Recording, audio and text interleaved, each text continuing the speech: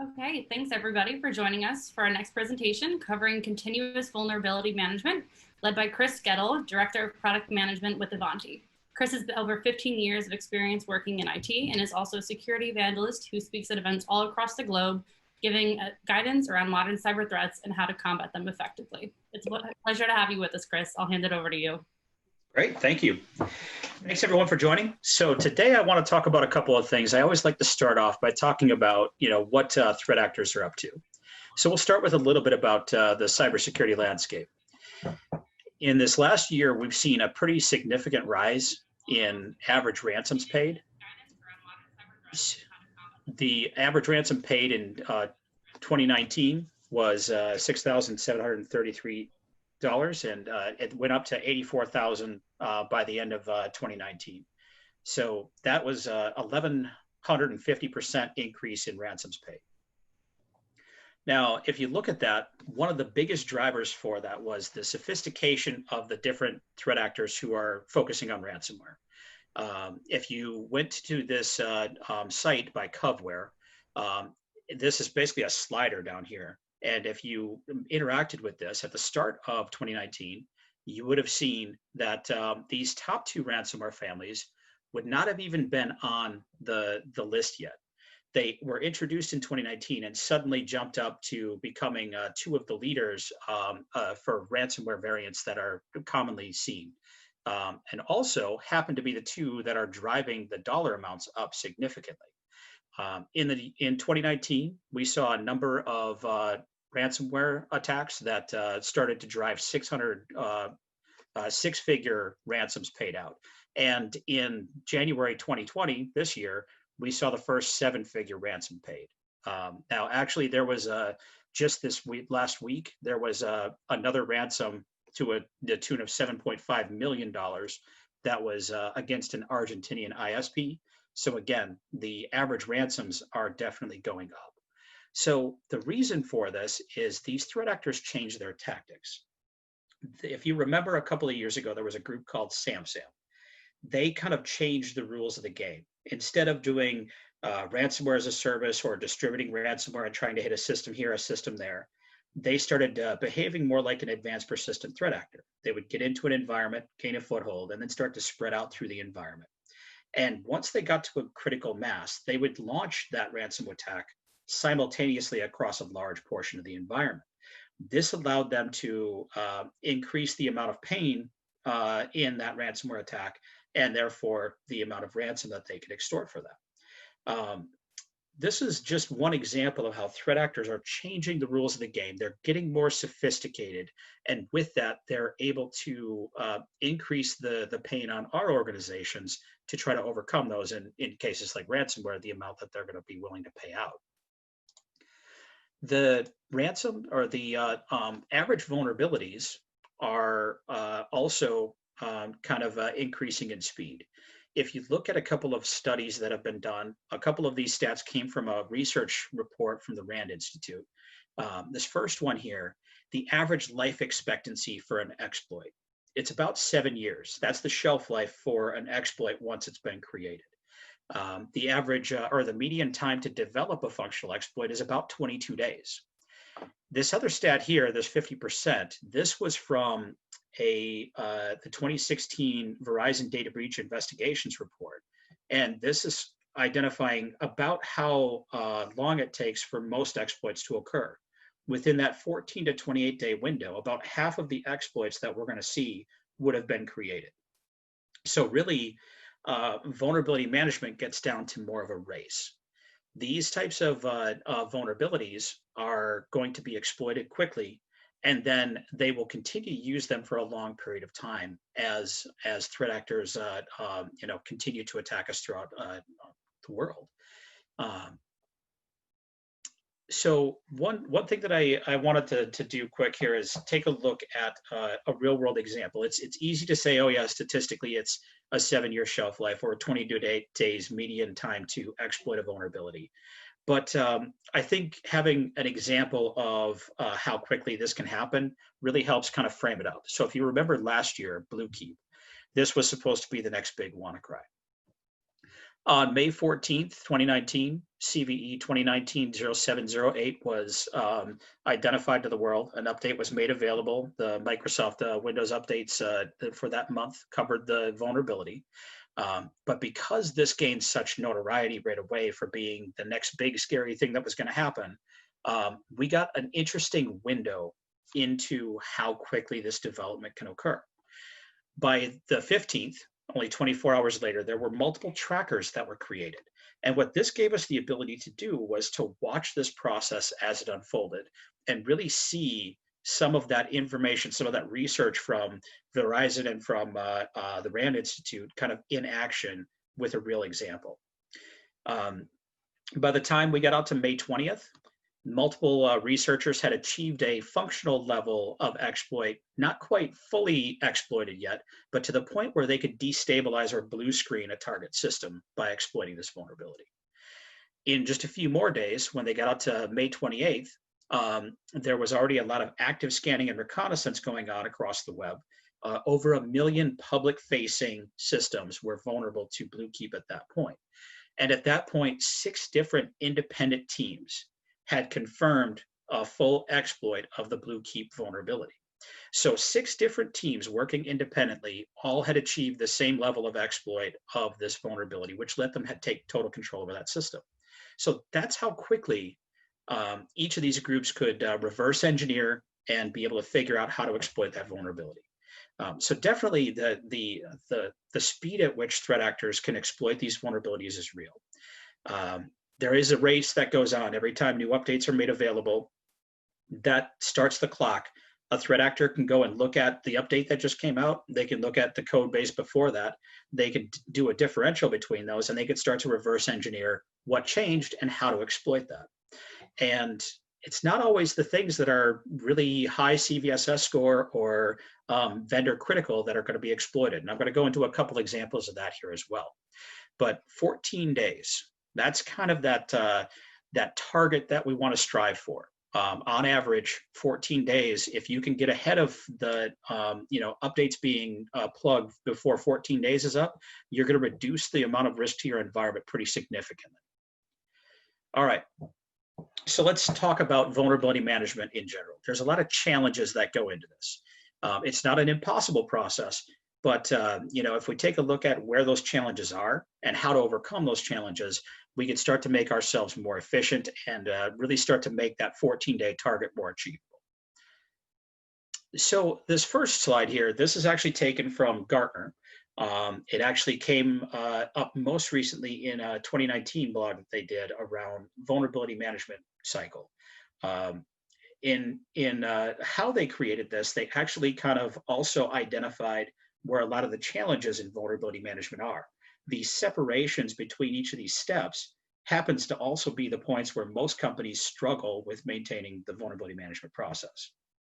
So assess, yeah, we got to go do a vulnerability assessment of our environment. We've got to understand what vulnerabilities are there, what risks are there, prioritization. So here, sometimes your vulnerability assessment can help you prioritize that. Other cases, you might be using threat intelligence vendors or additional platforms to help prioritize further. Then you need to still go on and act on that. So here we may jump technology stacks once again to get into the remediation cycle. This is going to be typically the patch management solutions. Configuration management for some vulnerabilities as well. But already we've jumped over not only to an additional technology stack, but also an additional team, the operations team in this case. Then we go jump teams and technologies again over to reassess and determine what's going on there. And a lot of cases, we start having problems with even speaking different languages. One product set and one team is looking for vulnerabilities. The other is looking for instances of software that need to be updated. And these things don't always reconcile either.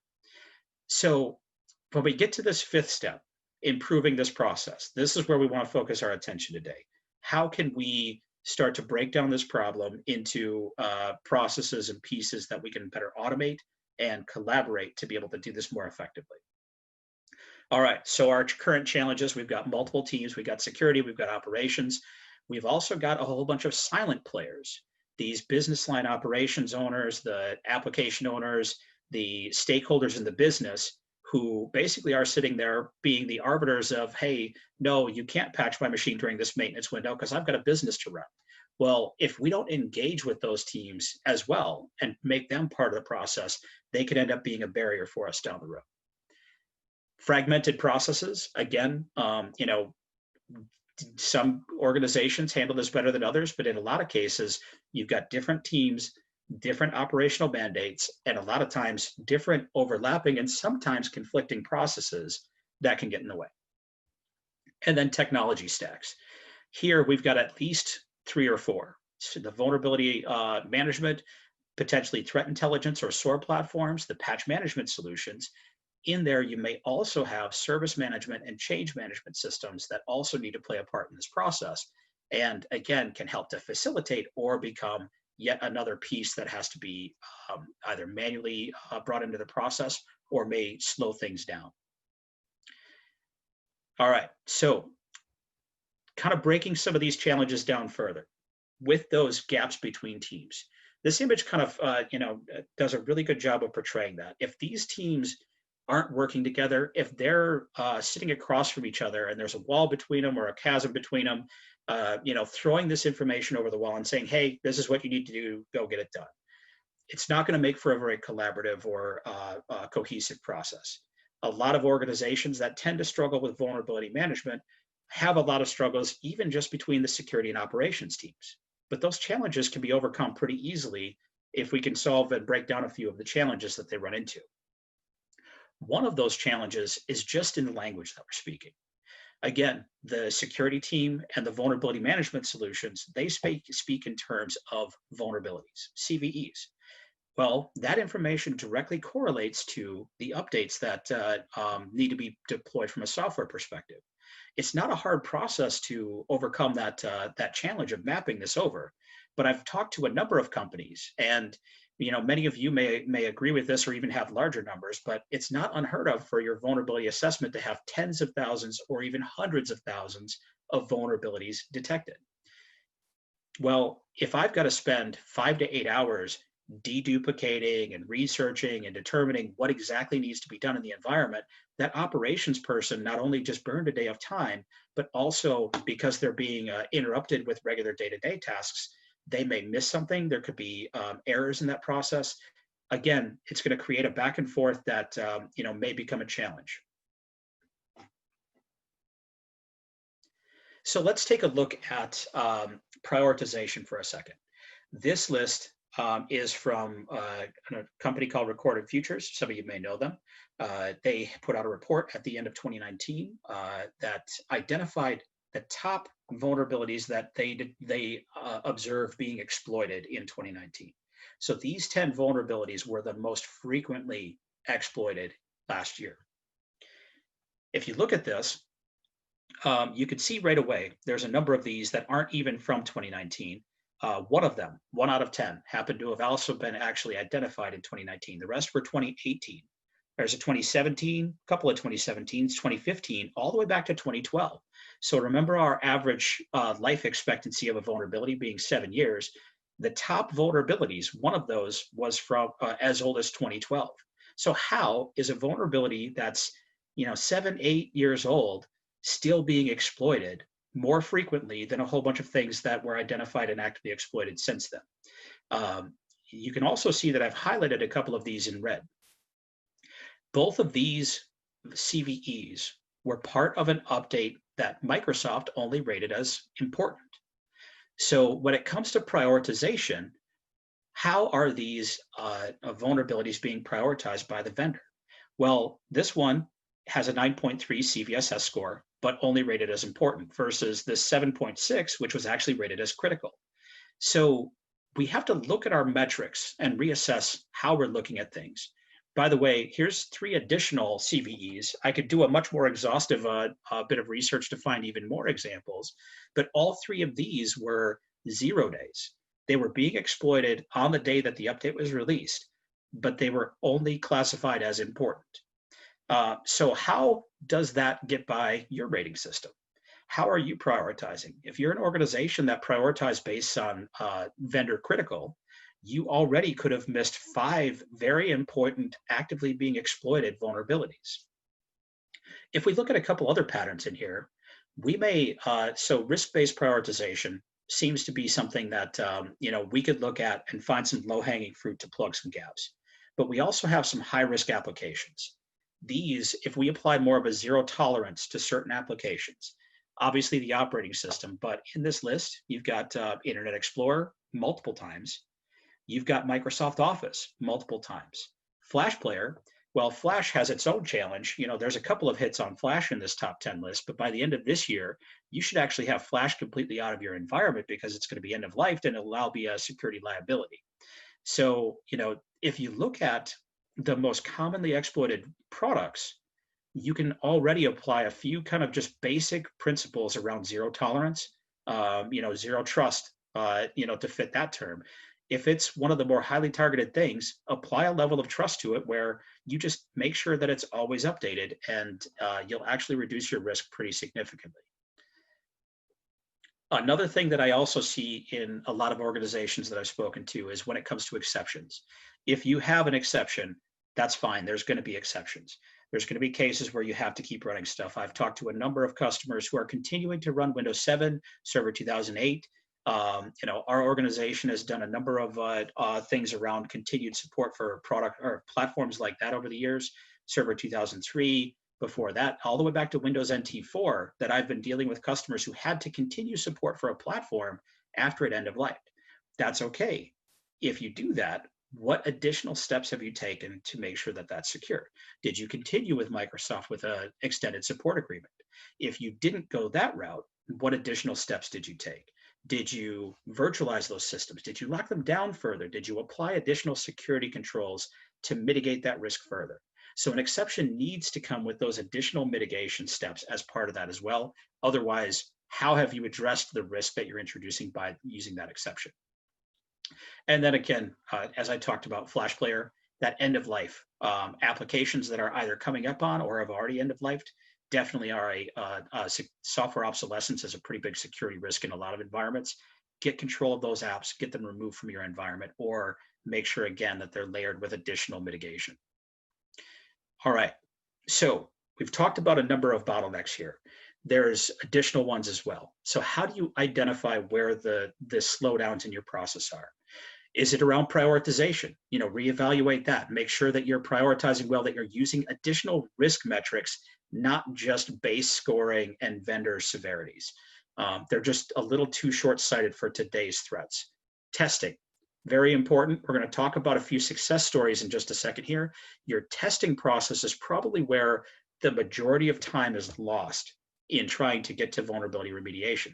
If you're taking too much time to let things digest in the market and wait and see, that time is working against you because again, when we get to that 14-day window, the risk has already increased significantly and that time's working against us. So we need to figure out how to get ahead of that and begin to work towards a tighter testing schedule. Approvals. If you're engaged with those stakeholders, those business line owners, system owners, application owners, make sure that they're on board, that they're built into the process because their approvals getting done in a timely fashion, maintenance windows being ironed out sooner rather than later, all of that is going to save you time on reaching that 14-day SLA. Your change process, scheduling, all of these things are where we see a lot of time lost in that overall process. So look for where you can find those bottlenecks, look at how you can automate the process between each of those steps. So a very simple way, all of our patch solutions at Ivanti have a very simple feature, which is just the ability to import a list of CVEs. So remember that day of time spent in that prioritization, getting translated into action, what needs to be remediated. We could actually take and ingest a list of hundreds of thousands of CVEs and output the list of updates that need to be published in under a minute. That's a full day's worth of time when somebody's doing it manually, and we can crank through that in an automated exercise in a minute. So these things, when you identify them and remove those barriers, you can remove a significant amount of time very quickly. All right, so achieving that 14-day SLA. I want to talk a little bit about the strategy that we tend to focus on at Ivanti in talking people through how to get there. First is, how do you focus on a solid security strategy? There's a lot of different security frameworks out there. Many people focus on regulatory frameworks, which is important. You need to be compliant in whatever vertical that you're in, if it's PCI, if it's HIPAA, whatever the case may be. But I've yet to see a regulatory framework that gives more of a roadmap to success. And that's where security framework like the CIS controls really starts to focus your attention. So you should be using both. Use your regulatory guidance to make sure you're doing all the things you need to, but use a framework like the CIS framework to prioritize and drive execution of that strategy. And in the case of the critical security controls framework, there have been a couple of studies done around the CIS top 5 and how that, if done well, can mitigate or eliminate 85% of modern cyber threats. So if you look at this, you've got inventory of authorized and unauthorized devices, inventory of authorized and unauthorized software. The first 2 controls are focused on discovery and ensuring you understand what's in your environment. Rest assured, threat actors have excellent reconnaissance. In fact, if we go back to that Bluekeep example, you saw that there was active scanning going on before the exploit was even done. There were threat actors who knew exactly what was out there and what they could attack with that attack. Those in priority order, continuous vulnerability management actually comes in at number 3. And the reason for that is, if I do an excellent job of managing vulnerabilities that I know about, I still have already failed, because if I leave even a handful of systems behind and unmanaged, those could be the systems that become a foothold for a threat actor. In fact, there was a extremely interesting case that happened in 2017. A casino in North America was exploited, and the way that the attackers got in and out was through the fish tank. It was a device hooked up to the fish tank to monitor tank conditions, dole out food on a periodic basis, basically just managing that tank condition.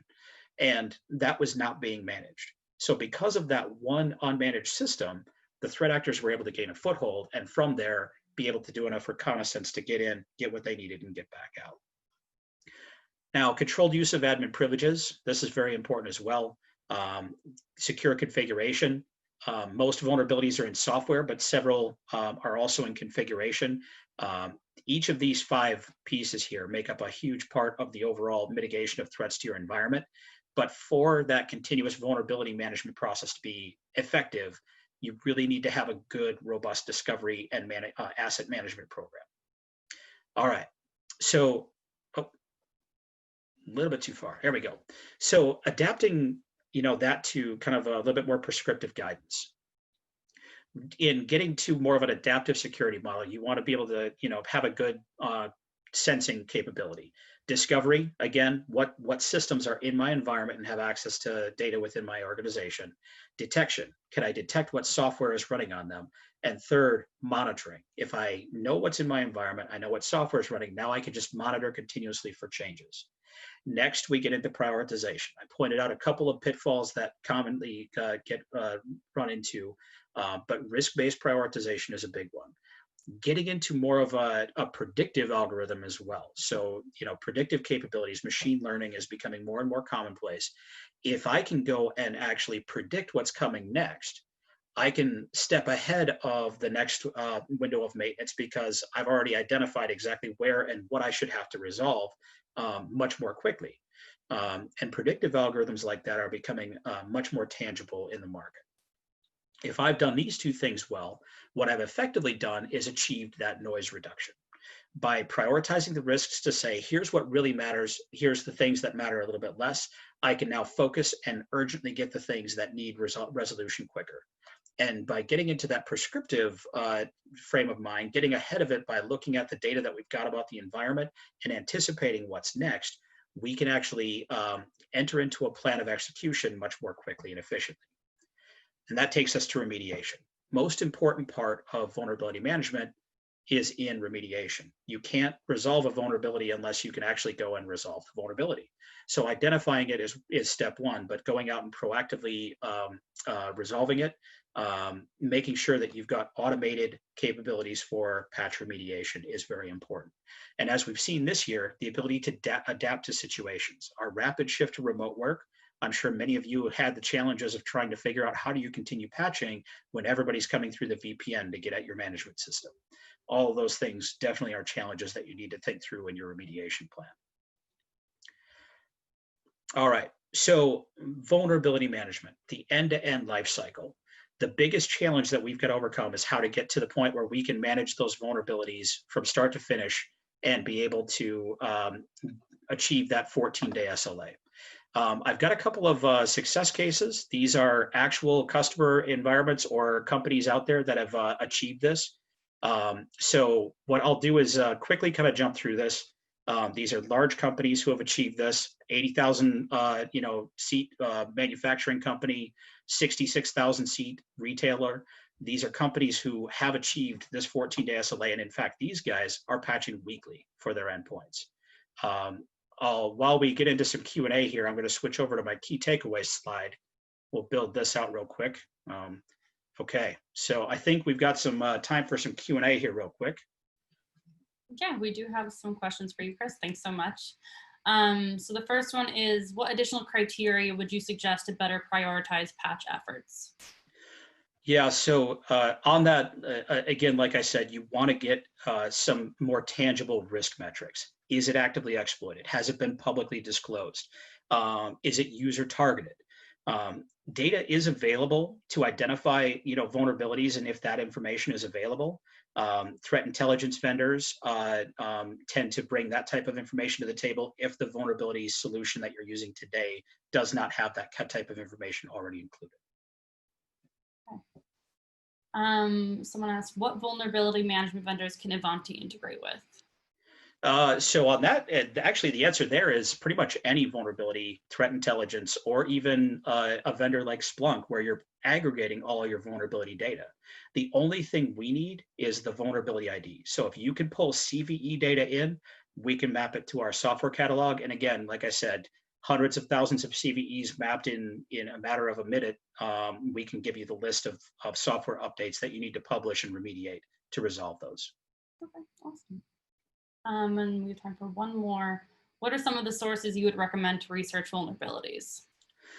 If you're going out and researching vulnerabilities directly, there's a couple of good sites that bring in some more of that risk data that I was talking about would be like ExploitDB. It's an open source platform where pen testers will share exploit code that helps you to research and determine if your systems are vulnerable. If you could also look at NIST, that's another source of, obviously that's where all the CVEs are open, but they do have APIs and other ways to get at their data more automated, so you can pull data directly from there as well. Okay, awesome.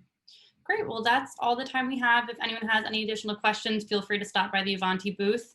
We'll be right back in a few minutes with our closing keynote with the US DHS. Thanks again so much, Chris, for joining us.